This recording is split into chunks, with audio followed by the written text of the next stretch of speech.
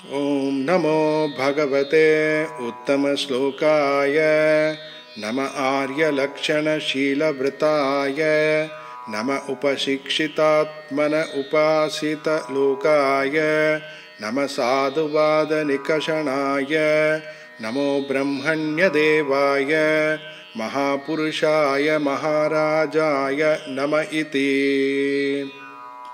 यत्तद्विशुद्धानुभवमात्रमेकं स्वतेजसाध्वस्तगुणव्यवस्थं प्रत्यक्प्रशान्तं सुदयोपलम्भनं ह्यनामरूपं निरहं प्रपद्ये।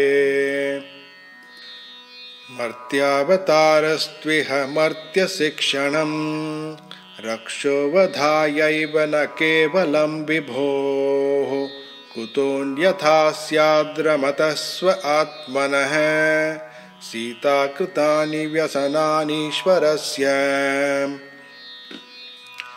न वै स आत्मात्मवतां सुहृत्तमः सक्तस्त्रिलोक्यां भगवान् वासुदेवः न स्त्रीकृतं कश्मलमश्नुवीत न लक्ष्मणं चापि विहातुमर्हति।